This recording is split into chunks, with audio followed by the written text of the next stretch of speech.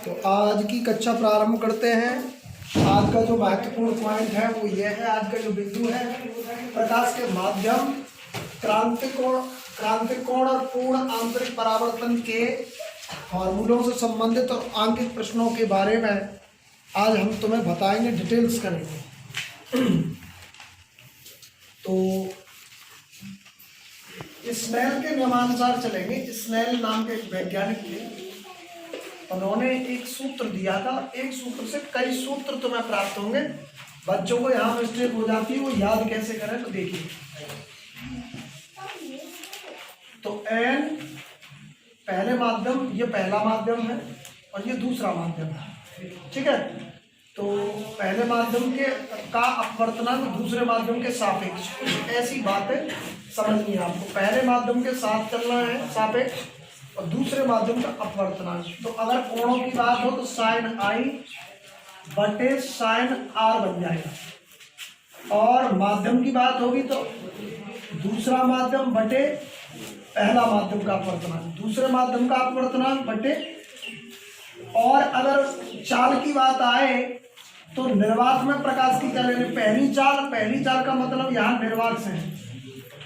एक मिनट, निर्वात से है, कौन है? तो पहली चाल बटे दूसरी माध्यम की चाल, बी का मतलब वेग, बराबर। ऐसे ही सेम होगा क्या तरंग दैर्घ्य के बारे में, पहले माध्यम का तरंग दैर्घ्य बटे दूसरे माध्यम का तरंग दैर्घ्य। और अगर क्रांतिक कोण की बात आ जाए तो ये भी किसके अनुपात में रहेगा, 1/sin c, where sin c is equal to क्रांतिक कोण। ये फॉर्मूले हैं और इनके आधार पर आज हम न्यूमेरिकल्स कराएंगे। तो इसमें अब समझने वाली बात यह है कि पहले माध्यम के सापेक्ष दूसरे माध्यम का अपवर्तनांक, n का मतलब अपवर्तनांक होता है। जब हम चलते हैं तो ध्यान रखना, क्रांतिक कोण इसके अनुक्रमानुपाती होता है, व्युत्क्रमानुपाती, सॉरी।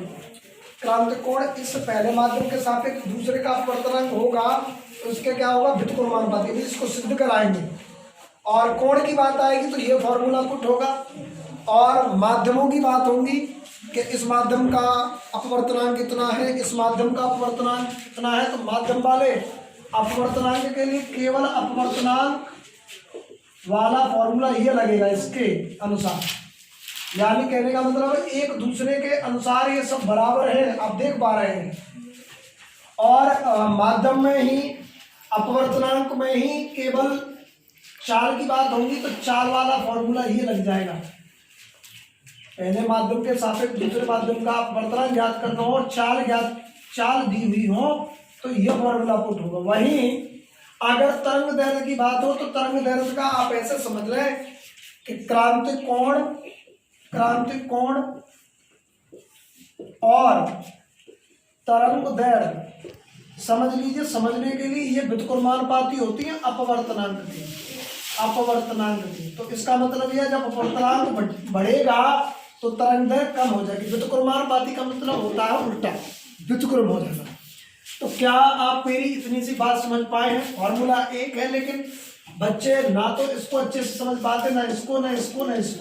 लेकिन एक ही फॉर्मूले में आज हम सारे प्रश्न, चाहे वो माध्यम से संबंधित हो, चाहे वो अपवर्तनांक संबंधित हो, चाहे वो कोण संबंधित हो, चाहे वो वेग संबंधित हो, चाहे वो तरंग दैर्घ्य संबंधित हो, चाहे वो क्रांतिक कोण संबंधित हो, सारे प्रश्नों को आज हम केवल एक फॉर्मूले के माध्यम से करने की कोशिश करते हैं, ठीक है। तो ये स्नेल ने दिया था, किस नाम के वैज्ञानिक ने दिया था? स्नेल नाम के वैज्ञानिक ने दिया था। एक दूसरे के का संबंध बता दिया था इन्होंने। तो ये कुछ फॉर्मूले, अगर यहाँ तक तो बात आ जाती है केवल हाई स्कूल वाले बच्चों के लिए। केवल ये जो कोण है, यानी कि क्रांतिक कोण, पहले हाई स्कूल के सिलेबस में था, अब हटा दिया है।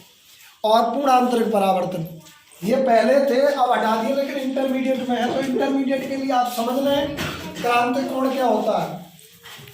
एक तो बात ये समझेंगे, ये प्रकाश किरण ऐसे चली और ऐसे अपने माध्यम से क्या हो गई, दूसरे माध्यम में प्रवेश की, तो माध्यम अभिलंब की ओर झुक गई। तो ध्यान रखना,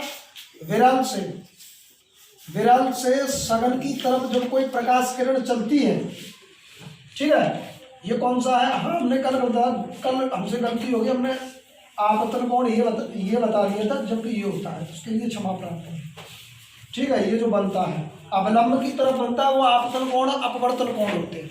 हाँ, तो विरल से सघन की ओर जब प्रकाश किरण चलती है तो क्या होती है? अवलंब की तरफ आ जाती है, अवलंब की ओर, अवलंब की ओर। देखो इधर आ रही है, इसका मतलब अब चित्र से ही हमें समझना है यहाँ कितना गैप है कोण में, यहाँ कोण क्या है? अवलंब के पास है, यहाँ अवलंब से दूर है।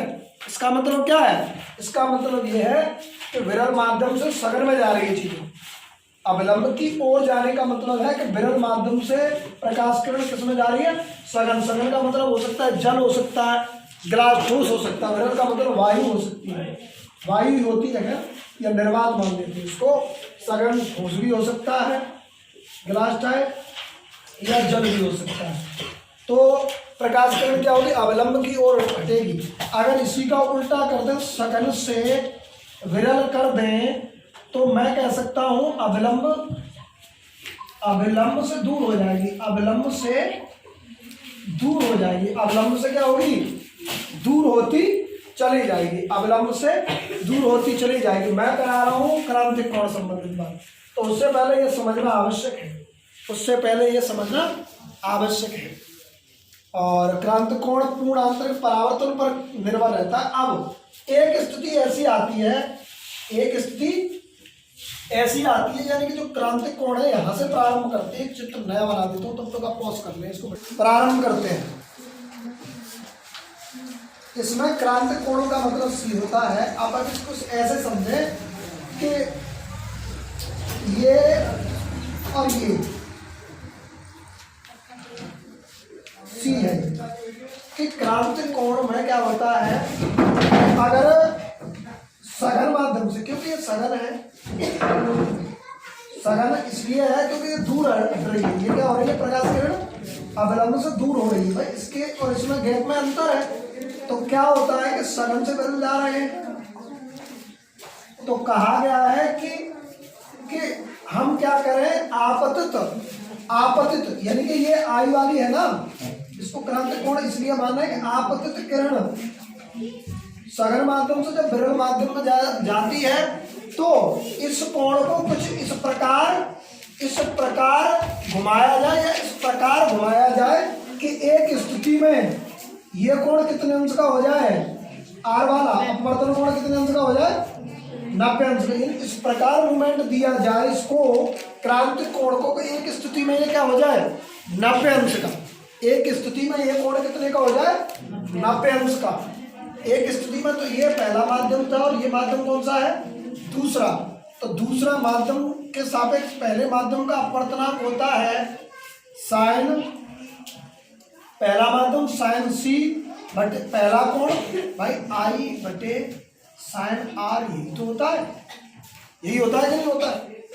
और दूसरा इसलिए लिया है हमने क्योंकि दूसरे में मूवमेंट हो रही है, दूसरे इधर ही तो जा रहे हैं, इधर से तो जा रहे हैं दूसरे से पहले की तरफ, इसलिए दूसरा पहले लिया गया। और साइन आई की जगह पर क्या है? साइन सी। और साइन आर एक स्थिति में क्या कर दिया हमने? 90 अंश। कितने अंश कर दिया है? 90 अंश। और साइन, इसको मैं ऐसे यहाँ लिख सकता हूँ साइन सी, और साइन 90 का मान कितना होता है? 1। साइन 90 का मान कितना होता है? 1। तो क्या मैं इसको ये लिख सकता हूँ? दूसरे माध्यम के सापेक्ष पहले माध्यम का अपवर्तनांक बराबर क्रांतिक कोण होता है। या फिर इसी फॉर्मूले में डेवलप हो जाऊं मैं, तो यहाँ दूसरा है, दूसरे के सापेक्ष पहला। अगर मैं इसको उल्टा कर दूं, अगर मैं क्या कर दूं, इसको उल्टा कर दूं, पहले माध्यम के सापेक्ष दूसरा का अपवर्तनांक, तो ये यहाँ हुआ, ये यहाँ हुआ है क्या? इसी प्रकार ये यहाँ आ जाएगा, ये यहाँ आ जाएगा, तो 1 बटे साइन सी, 1/sin सी। यही कोण क्या कहलाता है? साइन सी, क्रांतिक कोण। इसका मतलब इस समझना यह है कि विरल सघन माध्यम से जब हम विरल में जाएंगे तो अवलंब से दूर हो रही है, तो हम एक स्थिति में इतनी दूर कर लें कि ये क्या हो जाए? 90 अंश का हो जाए विरल माध्यम का, यानी कि साइन आर वाला कोण कितने अंश का हो जाए बेटा? 90 अंश का हो जाए। ऐसी स्थिति हम कर लेते हैं, यही कोण क्रांतिक कोण कहलाता है। ये जो आपतन कोण कौन सा कोण कहलाएगा? क्रांतिक कोण। ठीक है, क्रांतिक कोण हो गया। पूर्ण आंतरिक परावर्तन पर कार्य करता है। पूर्ण आंतरिक परावर्तन में समझ रहे आप, हीरा का जो चमकना है, पूर्ण आंतरिक परावर्तन को आप ऐसे समझ रहे हैं, जब प्रकाश किरण ऐसे आई और इसमें अंदर ही अंदर रिफ्लेक्ट हो रही है, अंदर ही अंदर क्या हो रही है? ठीक है, तो क्योंकि पूर्ण आंतरिक परावर्तन माने लौटना, अंदर ही अंदर लौट रही है। कांच में दरारें पड़ जाती है, पूर्ण आंतरिक परावर्तन पर आधारित है। मरीचिका देखिए तुमने, गर्मियों में सड़क पर जाइए, सड़क में ऐसे ऐसा पानी से जलजलाता है, दैट कॉल मरीचिका, पूर्ण आंतरिक परावर्तन पर निर्भर है। दूसरी चीज, ठीक है, पूर्ण आंतरिक परावर्तन, हीरे का चमकना, पूर्ण आंतरिक परावर्तन। तो क्रांतिक कोण समझ में आया? क्रांतिक कोण, ये क्रांतिक कोण पहले माध्यम के सापेक्ष दूसरे का अपवर्तनांक होगा, दूसरा बटे पहला, दूसरा कोण बटे पहला। बात तो वही है, यहाँ साइन 90 रख देंगे तो साइन 90 का मान 1 आ जाता है ना?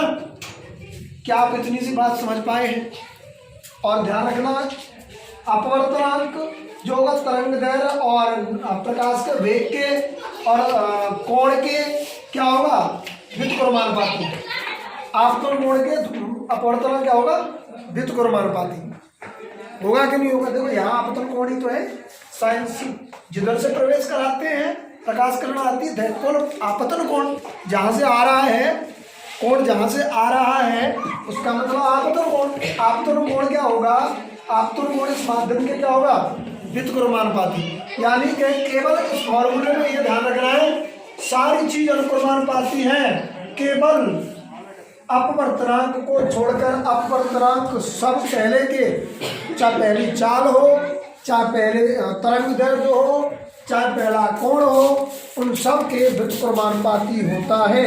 क्या आप स्नेल के नियमानुसार इन चीजों को समझ पाए हैं? अब इनका यूज हम सवालों में करेंगे। ठीक है, तो ये इंटरमीडिएट के लिए इम्पोर्टेंट था, हालांकि हाई स्कूल में भी ये आता है, क्रांतिक कोण को छोड़ दे तो। ठीक है, पॉज करिए, आगे